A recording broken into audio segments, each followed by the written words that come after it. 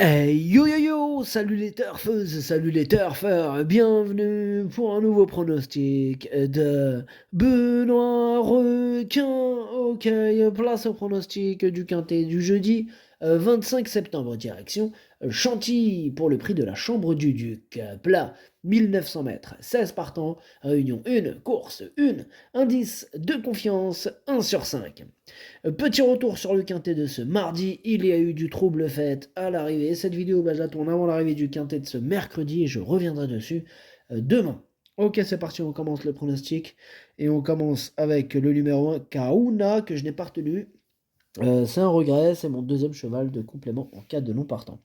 Donc nous passons au numéro 2, Eugène Smith, et on écoute Jean-René Dubosc. Eugène Smith est un cheval qui fait toutes ses courses.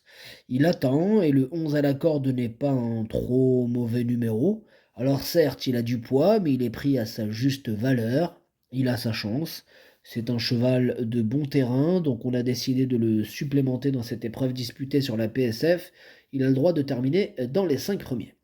Ouais, il a le droit de terminer dans les 5 premiers. Vous allez voir que tous les entraîneurs disent la même chose de leurs chevaux. Hein, il a le droit de terminer à l'arrivée, il peut finir, attention, ne le négligez pas. Ce qui rend particulièrement ce quintet bien compliqué. Ce numéro 2, je l'ai gardé, effectivement. Moi, je pense qu'il peut terminer à l'arrivée pour le coup. Là, je suis d'accord avec l'entraîneur. Hein, je l'ai même gardé assez haut. Enfin, tout est relatif. Moi, je l'ai mis cinquième. Bref, on passe au numéro 3, No Limit Dream, et on écoute Gérald Mossé.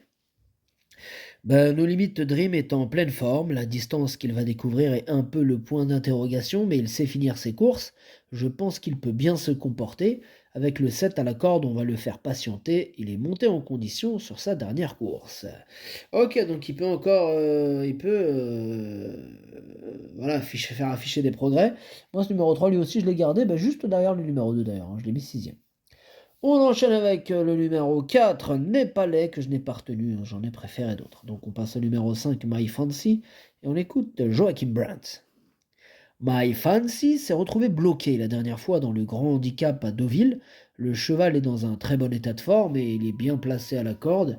S'il ne connaît pas de soucis de trafic, hein, il a le droit de terminer dans le quintet. Ouais, il a le droit de terminer dans le quintet comme beaucoup de ses adversaires du jour d'ailleurs. Hein. Ce numéro 5, je l'ai gardé en toute fin de combinaison. On passe au numéro 6, Zacapo. Ce numéro 6, moi je l'ai pas retenu. Donc on passe au numéro 7, True Tedesco, et on écoute Andreas Suborix. True Tedesco est resté en bonne forme depuis sa dernière tentative à Deauville. Alors cette épreuve est un peu moins relevée cette fois. Il est bien placé à la corde et si tout se passe sans encombre, il a encore une très bonne chance à défendre. Eh bien voilà mon préféré, c'est ce numéro 7. On passe au numéro 8, Darry River.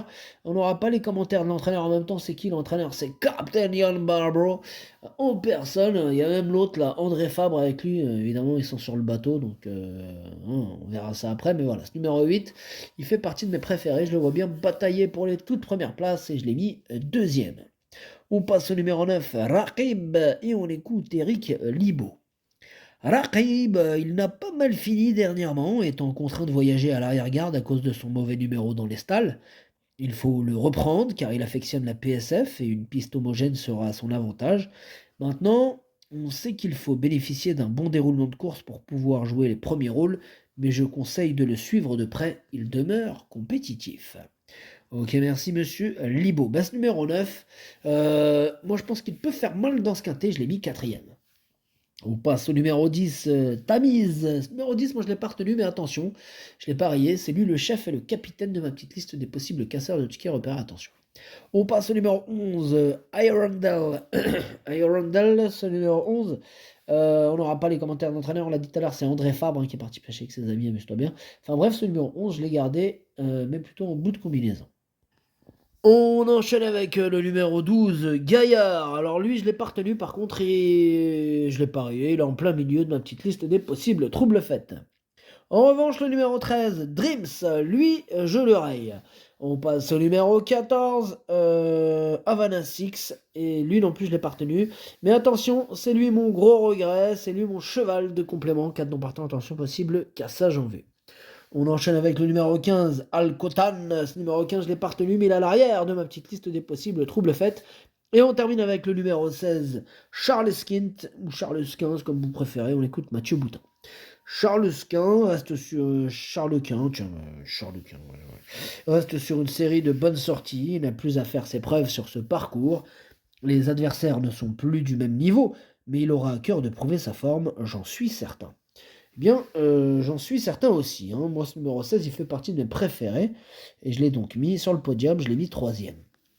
Le pronostic, ça donne 7, 8, 16, 9, 2, 3, 11, 5. Merci d'avoir suivi cette vidéo. N'hésitez pas à mettre un pouce bleu si la vidéo vous a plu.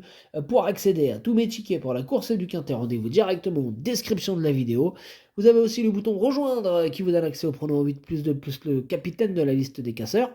À jouer avec modération. Bonne chance. Chopez-le moi. Ciao.